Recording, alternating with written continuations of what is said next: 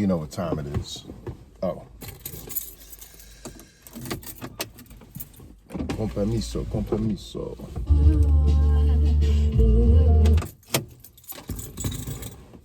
Coach Life.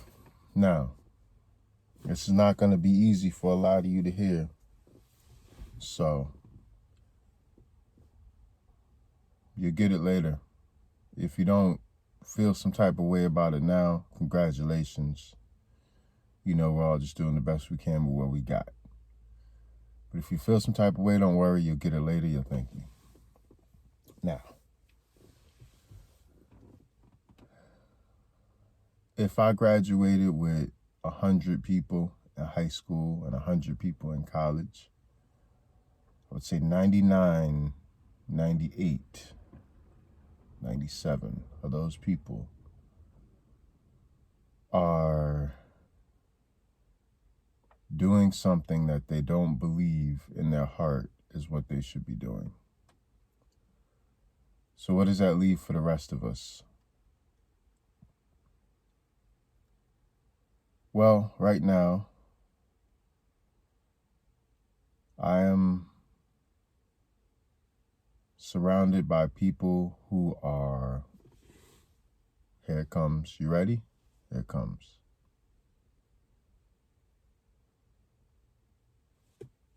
Today's video is about great.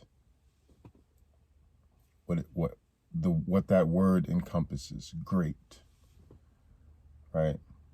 So you can't say whether that's a positive or a negative word, great, because what it comes before or after, the context of the word is just as important as the word. What the word tells you, though, is whatever you choose to put attention on, communication, it will have great implications, right? So now back to the 99 folks that I graduated with, the 97. They've been on this path. I love them just the same, but they've been on this path following a dream or an idea or an energy that someone else laid out for them. They probably had a few mentors that they loved that said, hey, the way to succeed in this life is through money. The way to succeed in this life is through networking, through hard work. And everything around them resonates that. I mean, why would they listen to the 1 or 2 or 3 people who are saying, no, that's not the way? Why would you listen to that? So you can't blame people who are out trying to get money for trying to get money. And you definitely can't blame wealthy people for being wealthy. You have no clue. Some people are just wealthy because that's how their energy demands that. That's great. Good for you. But what we're dealing with in this moment is a heightened sense of things.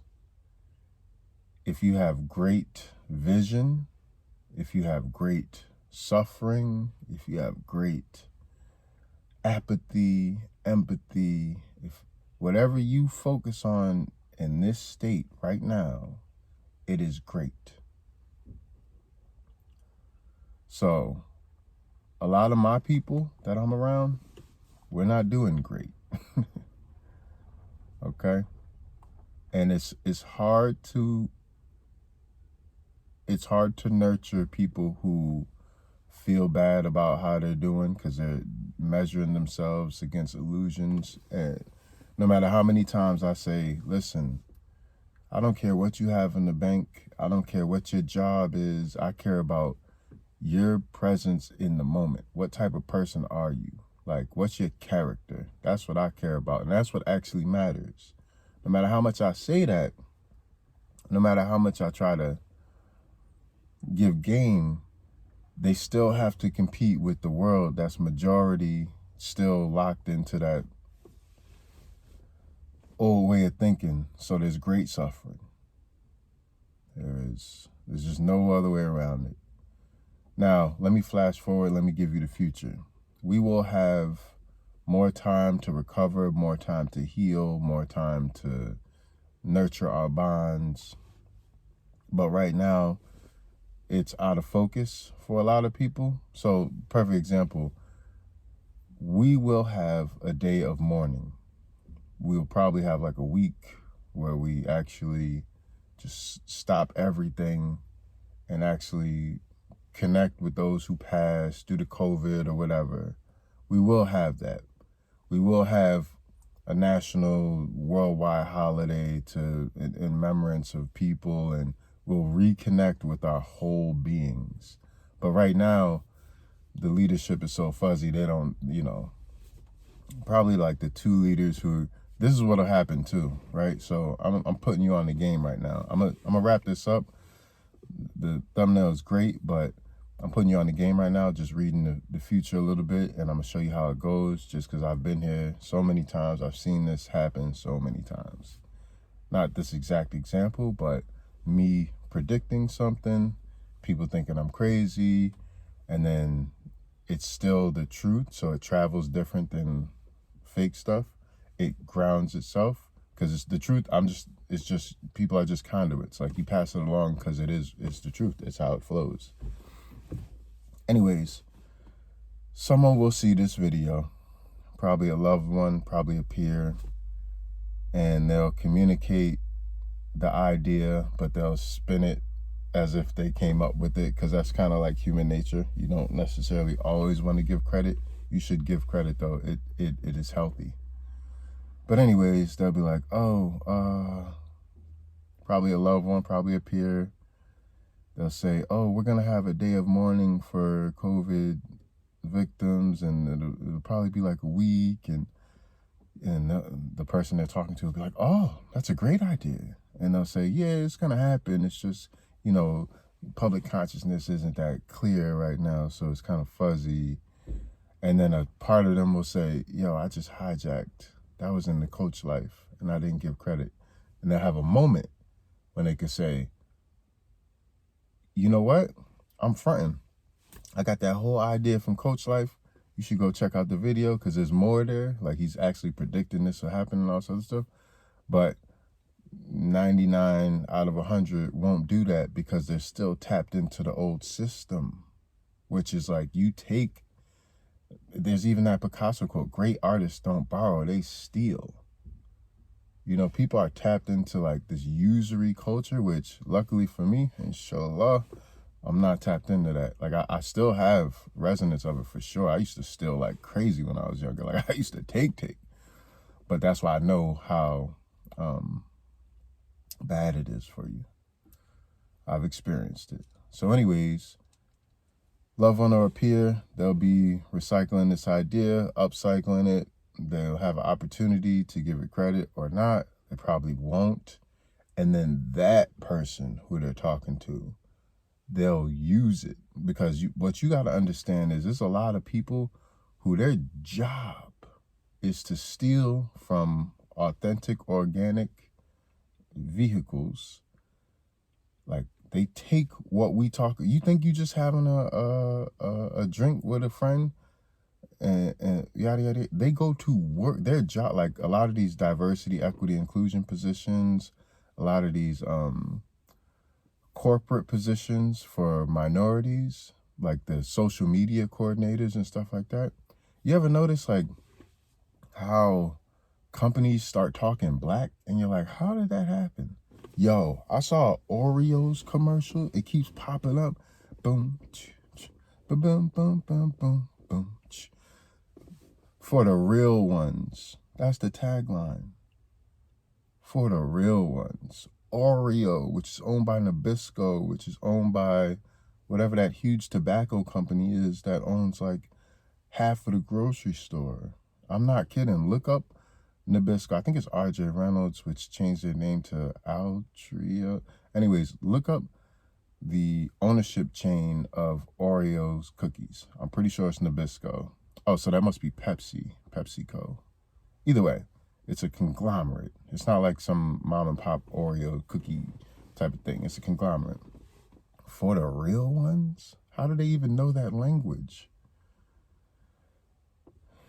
So what they do is they harvest the culture regurgitate it. Now, the person who told them to say for the real ones, I mean, they just doing their job.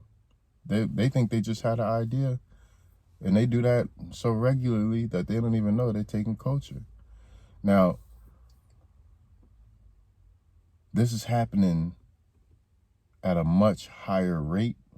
So if you're open to the ideas, you'll understand it's everywhere. It's in real estate. You know, I just read an article, Sam Lowe posted something on Facebook about single family homes being bought up by these real estate conglomerates. And the article's talking about the companies. But I know the individuals who want to be the companies. And I know what they have in their heart, because I had that for some time. Like, I wanted to do that. And now I see, wow, like, not having the means to do that really saved me. I wouldn't have this perspective. I wouldn't be able to defend myself right now. I'd just be too invested. I'd be like, hey, listen, I'm trying to make it. I buy low, sell high. I don't care if I'm putting grandma out of her house. It's like, that's horrible. That's just everyday decisions that you can make, that once you're tied into that old system, you can't continue to make them. And that permeates everything. Like I said, everything is exponential right now. So every single decision you make, it doesn't have to be life-changing, but it is great. Like, you can pivot at any moment. You could choose to be courageous, or you can choose not to be. You can choose to say, money rules the world, or you could say, actually, there's a lot of ways to do this thing. Our imagination is the limitation. Rather than hustling and grinding more, maybe you need to take more naps. Maybe your imagination needs to be sparked. All right? So it's like, I really thought this would be a shorter Coach Life, but wow, we took a tangent, and I think it was necessary, because I have a lot of folks around me who are struggling with this moment, and I keep wanting to say over and over and over again, and I keep trying to say, but like, if there was one message that I could get, okay, so this is you can fast forward to this part, 12:49, and Coach Life, great. Every decision you make can be great. It doesn't have to be super creative. It doesn't have to be super gutsy. It has to be a little gutsy. It has to be a little creative. It has to be 100% you, given that you're connected to this whole experience and thinking about others as well. And then you have the world that you want to see, because other people will feel that and they'll resonate with it. When you make a decision that's like, no, this is how I feel, and I know my parents are going to judge it or whatever, but this is how I feel. When you make those decisions, it's like you glow in the dark. And that is much better than being financially secure right now, because who even knows what that means in 4 years, 4 weeks, inshallah. All right, so the Coach Life, it's about the word great. It's not negative or positive. It's what you pay attention to that matters. And in each one of those little moments, you have an opportunity. So when you're meditated up and you're by yourself and you're aligned, that's great, that's cool. But as soon as you step out and you see that first person and you have all those exchanges and, it becomes do I owe this person? Do they owe me? How do we feel about all them thoughts? And it's like, being great in that moment means you could get all those thoughts, you can feel through, and you could say, what around me is the most real right now? Like, what's the most authentic thing I can say or do or feel or be right now? Like, where is the real? Locate the real. At any given moment, you can locate the real. you know? And that's what we need to do. That's great. Coach life.